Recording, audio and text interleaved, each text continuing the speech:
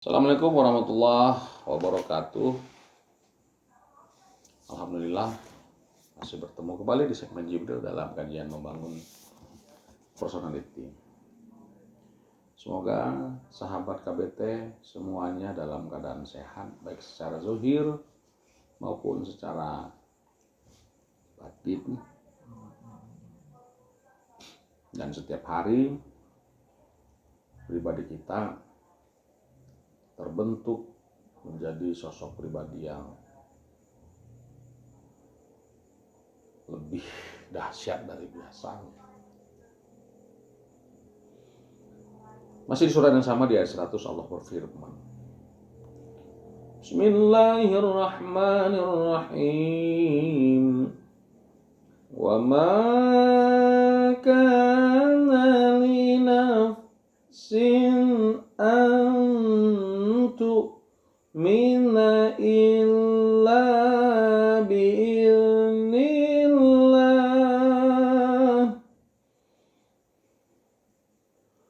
wa yaj'alur rijsa 'alal ladzina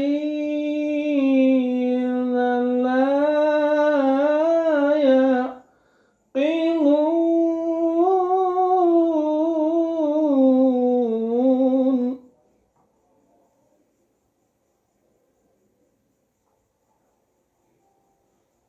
Tidak ada apa-apanya. Ya, wabakana linapsin, kalau dalam linguistis ini disebut kalam kosor ya.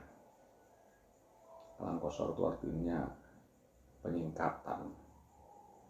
Jadi ada yang dinafikan, ada yang diisbatkan. Dalam kalam kosor itu seperti itu. Jadi ada yang dinafikan, ada yang diisbatkan. Yang dinafikan di sini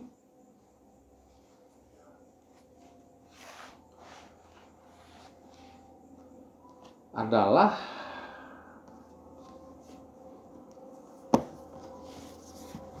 tak ada apa-apanya pada nafsu itu.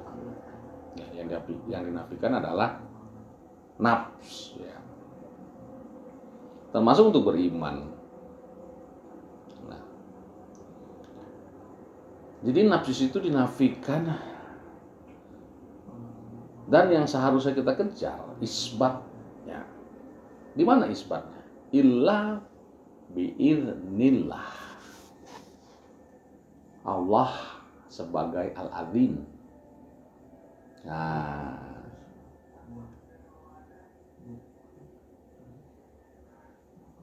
jadi nafikan dulu nafs. Ya, wa makana li nafsi. Termasuk untuk beriman.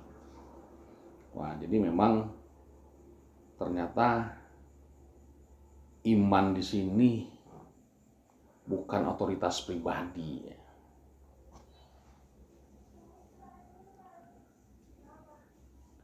Tapi iman di situ merupakan otoritas Allah sebagai Al-Azim. Ya, setelah selesai, baru akhir ayatnya tuh kan, yang la yaqilun. Nah, itu layak saja diproses rijsun baginya. Jadi iman itu adalah sebuah legitimasi dari Allah, izin Allah. Apa itu izin? Izin itu legitimasi. Itu yang logis. Jadi Allah tidak akan melegitimasi orang yang tidak beriman. Allah hanya melegitimasi orang yang beriman. Nah, gitu. Itu logis. Plot ayat ini semuanya itu pada biiznillahnya itu ya.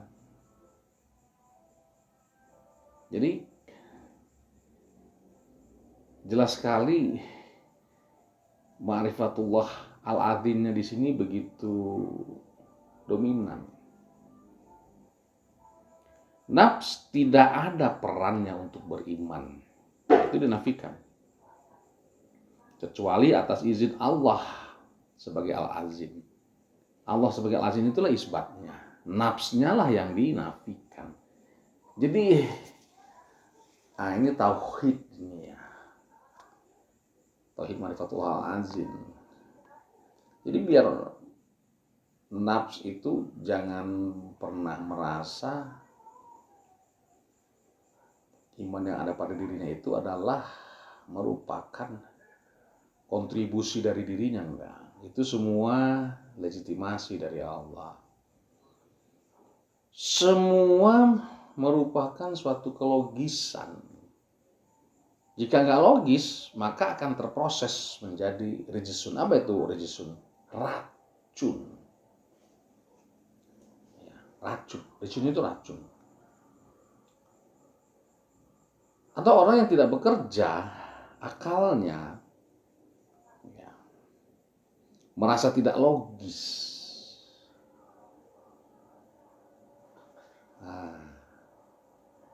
Jadi orang yang tidak logis memarifati Allah sebagai Al-Azim, maka pasti banyak racun tumbuh dalam otaknya. Sehingga tidak sedikit yang mengatakan ketika ada orang kafir itu adalah kadarnya Allah. Ketika ada orang jahat itu adalah kadarnya Allah. Allah yang menghendaki dia menjadi orang jahat. Nah, itu mereka racun semua. Padahal yang dilegitimasi oleh Allah adalah imannya. Gitu. Allah sebagai Al-Azim harus diterima dulu di akal. Jadi kalau ada yang bilang Ma'rifatullah itu jangan diterima pakai akal, itu akal yang sudah teracunin itu. Ya. Kalau tidak kita terima di akal, itu pasti akan menjadi racun yang terjadi pada nafs. Ya. Dengan melogiskan Allah sebagai Al-Azim di akal, maka nafs akan beriman. Binu. Jadi iman itu sebuah kelogisan. Iman itu untuk manusia yang berakal, yang bekerja akalnya. Iman itu bukan dogma, iman itu bukan doktrin. Dan iman itu bukan harus kita terima begitu saja. Enggak, iman itu harus logik.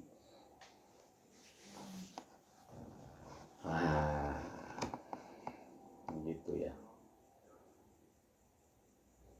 Untuk sungguh-sungguh beriman itu, ya, untuk sungguh-sungguh beriman itu tidak lain dan tidak bukan tentu sarana yang kita gunakan adalah akal. Ketika kita menerima iman itu tidak logik, maka pantas banyak racun yang terjadi. Harus sudah terima begitu saja, pokoknya dari sananya begitulah. Maka iman yang begitu tidak sungguh-sungguh itu, gak serius itu imannya. Orang yang hanya menerima begitu saja tanpa sebuah kelogisan, itu artinya dia tidak serius, tidak ada ketauhidan dalam dirinya. Karena kalau orang yang serius, dia akan mencari nilai kelogisan iman itu. Bukan harus terima begitu saja. Allah kok sudah berkehendak, maka akan apapun bisa terjadi. Sehingga kita harus menerima kalau Allah menciptakan orang jahat. Nah, itu nggak logis. Ya. Itu iman yang tidak sungguh itu. Nggak sungguh-sungguh beriman dia. Pura-pura. Cari muka aja itu. Atau cuma mengejar pahala doang. Pada Allah pun begitu akhirnya. Jadi mereka beriman karena ketakutan. Karena takut disiksa. Takut diazab. Takut Allah murka. Beriman kok penuh ketakutan. Nggak logik, nggak logik. Allah itu sosok, bukan sosok yang untuk ditakuti. Allah itu bukan sosok yang bukan sosok penyiksa, bukan. Nah, jadi dipakai kata kana di sini. Jadi apapun tak ada sarana jalannya yang membuat manusia itu beriman kecuali atas legitimasi Allah. Ya, jenis kalimat ini tadi sudah kita katakan itu adalah qasar, singkat ya, ditandai dengan lafaz ma dan illa. Ma-nya nafi, illanya itu berfungsi sebagai isbat. Jadi yang di sini adalah Allah sebagai al-azim. Jadi bicara iman, ya, bisa apa saja. Contoh, iman pada orang tua, iman pada guru, harta dan lain sebagainya. Yang perlu didudukan logisnya dulu. Kalau iman kepada Allah sebagai al-azim saja sudah salah, bagaimana ke yang lain? Pasti parah lah. Begitu. Jadi arkanul iman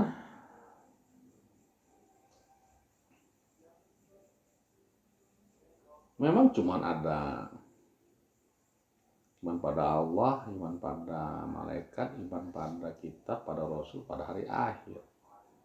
Tapi itu sebenarnya juga repot. Iman pada Allah, Allah yang mana? Gitu.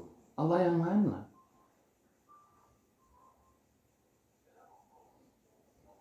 Ya Allah lah bang. Ya banyak sekarang orang menggunakan kata Allah, menjual nama Allah banyak. Gitu. Iman pada malaikat, malaikat yang mana? Dari mana kita bisa tahu cerita tentang malaikat? Dari mana kita bisa mengimani malaikat? Datanya dari mana? Iman pada kitab. Kitab yang mana? Banyak sekali sana kitab yang diakui juga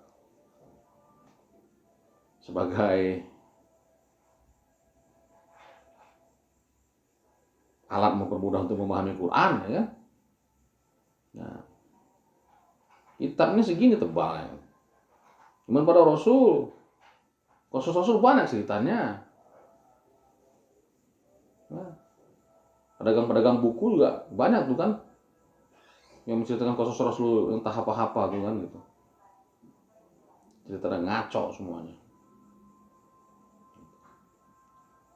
Begitu juga dengan ukhrawi, akhirat. Akhirat yang mana yang harus kita imani? Karena akhirat yang kita dengar itu semuanya menyeramkan. Kok nggak ada indah-indahnya gitu akhirat tuh. Semuanya berhubungan dengan izin Allah. Itulah yang logis. Ya. Tak ada yang lebih logis lagi. Jadi ayat ini menerangkan, ya, sudah ma'rifat kepada Allah sebagai al-azim, bukan sedang atau akan ma'rifat Allah sebagai al-azim, bukan. Jadi yang dimaksud izin Allah itu bagaimana konkretisasinya? Pertanyaan akhirnya seperti itu. Iman yang bagaimana yang mendapat izin Allah itu? Iman yang bagaimana yang dilegitimasi oleh Allah itu? Karena pada akhirnya izin Allah itu artinya sesuai dengan risalah Allah. Iman yang aku izinkan adalah iman yang sesuai dengan isi kitabku. Iman yang aku ceritakan dalam kitab, bukan iman yang kalian buat-buat sendiri dalam kitab kalian itu. Jadi izin Allah itu adalah sesuai risalah. Sedangkan jisun kalau kita kaitkan, ya, yang ada pada nafs adalah ayat, yang ada pada Allah adalah izin. Nah, gitu. Jadi segala hal yang berkaitan dengan iman yang tidak sesuai dengan risalah Allah, itu adalah racun.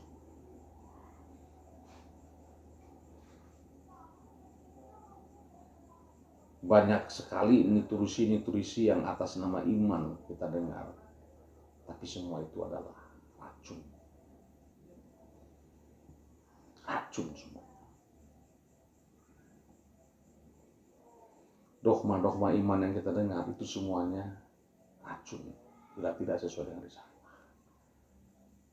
Cerita-cerita kerasulan yang kita dengar itu semuanya racun bila tidak sesuai dengan risalah. Cerita tentang malaikat yang kita dengar itu semuanya racun kalau tidak sesuai dengan risalah. Cerita tentang kitab yang kita dengar itu semuanya racun bila banyak kitab yang tidak sesuai dengan risalah. Dan ukhrawi yang kita dengar itu semuanya ukhrawi racun kalau tidak sesuai dengan ukhrawi yang diceritakan oleh risalah. Begitu.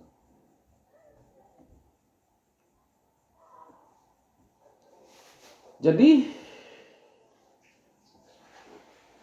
Allah sebagai Al-Azim itu menjadi pelogis akal, meniscayakan nafsu imannya benar dan benar beriman. Nah, nafsu benar imannya dan benar beriman. Bila Allah sebagai Al-Azim menjadi pelogis akal. Begitu. Oke, yang tidak atau yang belum dipahami boleh ajukan pertanyaan di kolom komentar. Demikian, assalamualaikum warahmatullahi wabarakatuh.